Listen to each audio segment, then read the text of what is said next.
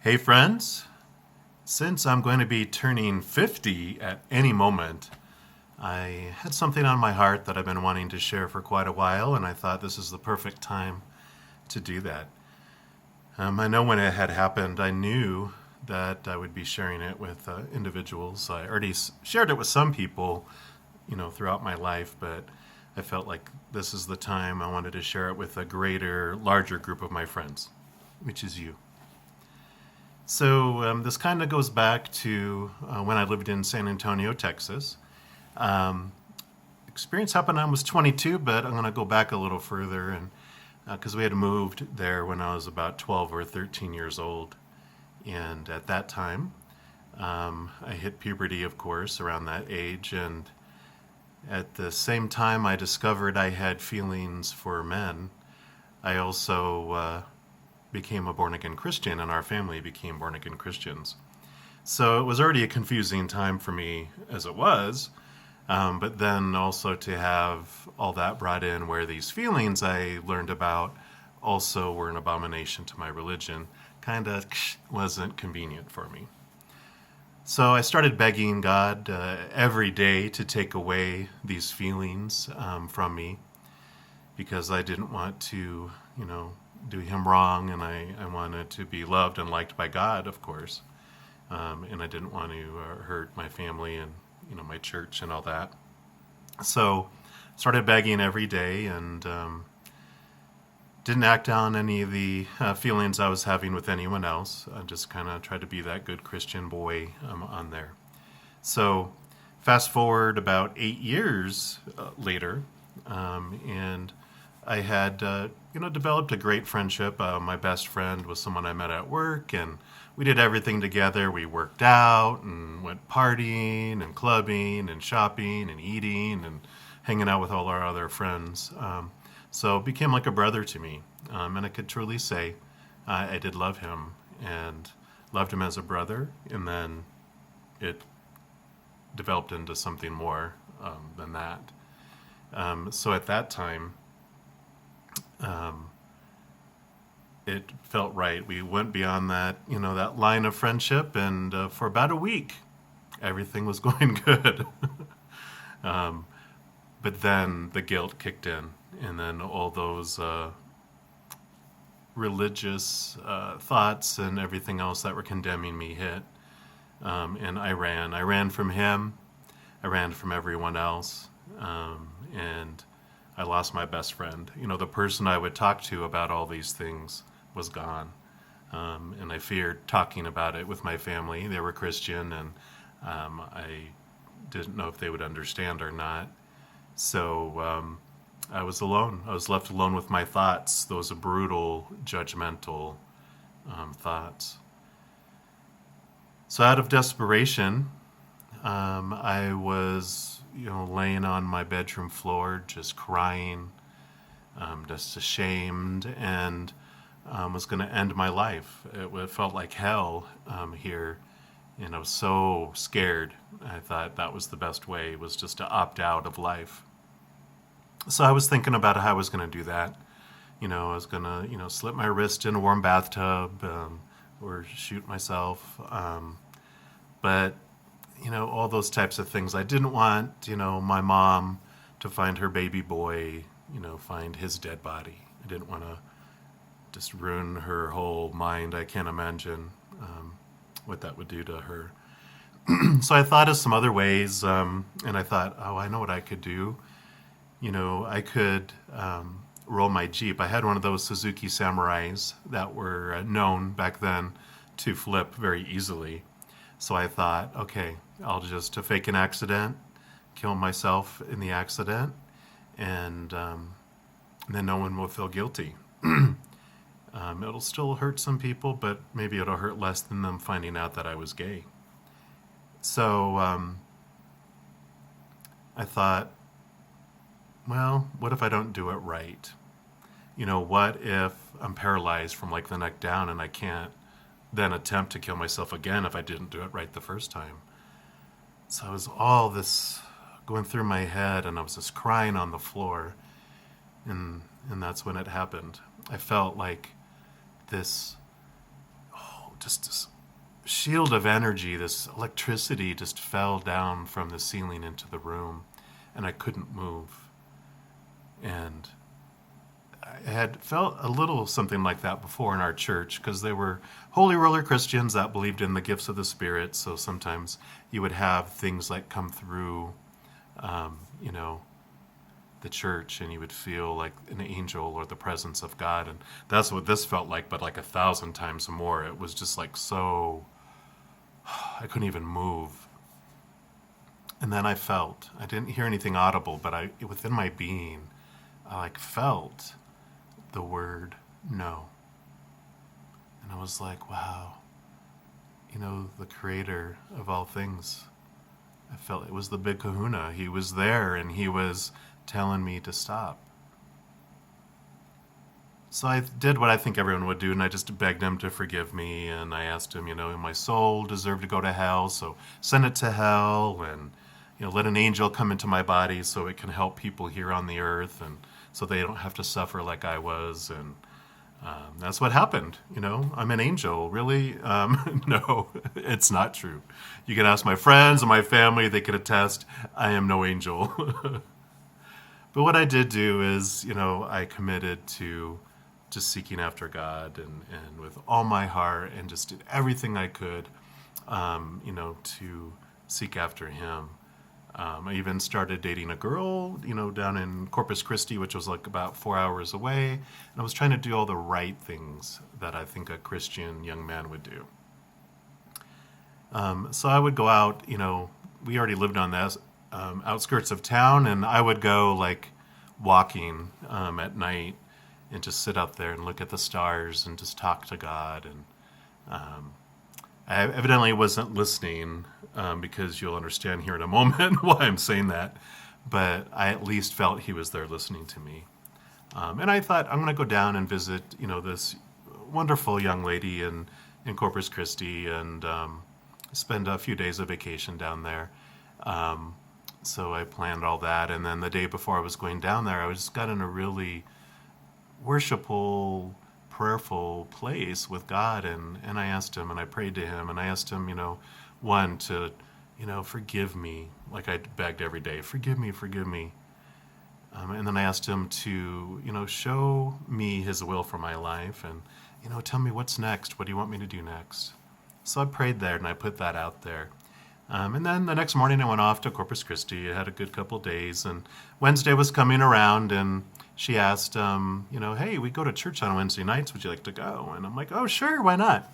And she said, well, I want to let you know it's a bilingual Pentecostal church. And she was kind of like, is that okay? And I was like, oh, yeah, you know, the churches I've gone to have a lot of Pentecostal beliefs as far as, you know, Christianity can believe in the gifts of the Holy Spirit, which means there's different things that can happen. And one of the things I want to specifically tell you about, for a good reason, is what's called speaking in tongues. And within that religion, it believes that, you know, the Holy Spirit, you know, can fall on you from, it's the power of God comes to you. And then it causes you to speak in an unknown language. And then usually an interpretation comes in a language we do know. And it's usually a message from God. And it can come through the same person or someone else. But, you know, it's a message from God, basically. So she was like, okay, cool, let's go. And so we all got ready, and then that night we went off to church. And so we all sat in the back row, and it was, you know, her and her mom and her dad and her, I think it was her two brothers and one of their girlfriends and her sister and her sister's boyfriend. So we filled up the entire back row. And it was a great sermon. It was one that I'd heard a lot over the 9-10 years as a Christian.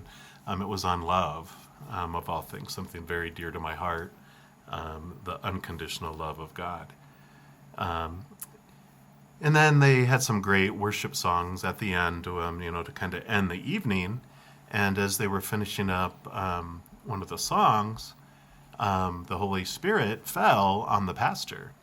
And he started shaking because there was so much power coming into him. You could just see it. And he was speaking in tongues just so passionately.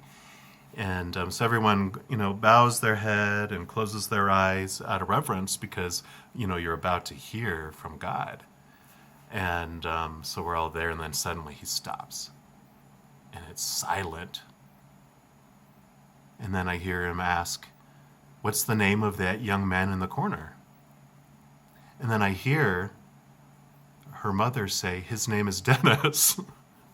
And I look up, and the pastor's looking right at me. And he says, "God has a word for you." And I was like, "Oh, God, great. You're going to bust me out here in front of everyone. He's going to say, 'He's gay.'" But thankfully, the Creator is a compassionate, unconditionally loving being. And instead, he had this to say. He said, "My son, I have forgiven you, and I will reveal my will for your life to you. Just continue seeking after me, and you will find me. I will give you the power of my healing fire this night." Of course, I was just blown away, and all I could do was raise my hands, to the heavens, and just this flood of, it felt like fire. It felt like just electricity flooded my body, and it was that unconditional love just flooding into me, and I mean, a truck could have hit me, and I don't think I would have felt it. I just hugged everyone around me and gave the pastor a big hug, just for that message, and then we left. I mean, what do you do with that, After that, I just redoubled my efforts, to God and to seek after Him. I ended that relationship, ended up moving back to Colorado, and when I got here, I started to try to seek to go to church, but it didn't feel right anymore. It just felt constricting after feeling unconditional love, and depending on where you go, you're gonna feel judgment sometimes, and you're gonna feel rules and regulations and all that kind of stuff. And I was like, it just didn't feel right. And this whole time, of course, the feelings for men had not gone away, even though I begged for it every day and was fighting it, not ever acting on it except for that 1 week, with someone else. And so I was laying in my bed one night, and I was just like, God, I've been begging for 15 years for you to take this away from me. And if anyone can take this away from me, you can. You have the user guide on me. You should know how to get rid of this away from me. And I told him, I said, I can understand why killing someone, you don't want us to do that. And I can understand why you're not stealing from someone or disrespecting your parents or, cheating on your wife or your spouse or with someone else's, your neighbor's spouse. And those things hurt people. And I understand that. But I said, I don't understand how one person loving another person, why that could be wrong. And I said, I'm going to, rather than ending my life, because I'm just getting to the point I can't take it again anymore, rather than ending my life, I'm going to live the life of a gay man. And if you don't want that for me, then take it away. And it was in that moment I kind of felt like God went over here and then humans were over here. And God said, He goes, sorry, my children are my children. I love them. Sometimes you guys kind of interpret things a little different than, what I'm meaning to say, but you're children, I understand. But I love you, and, what I want for you is what any parent would want for their child, is to live a happy, healthy, joyous life. Live. Don't be sad. Don't, feel all that way. I don't want that for you. You don't have to. That's not for me. And I was just like blown away. I was like, wow. So shortly after that, I came out. And that's another story for another day. It's pretty hilarious. But we'll wait on that one. But I ended up leaving religion. And I started focusing on relationship with the Creator. I changed His name from God to Creator, or the mother and father of all things, because I wanted to develop a different relationship. And I don't, downplay religion. It has a very important part in our lives. It's such an introduction to the God, to Creator. It's like going to a party. Like your friends want you to meet someone they think is amazing, and they're like, you just got to meet him. You just got to meet him. So come to this party, and then they introduce you to God. And you're like, wow, he is amazing. And your friends told you things that their relationship with him and the things that they understand with him, and so they tell you all that stuff.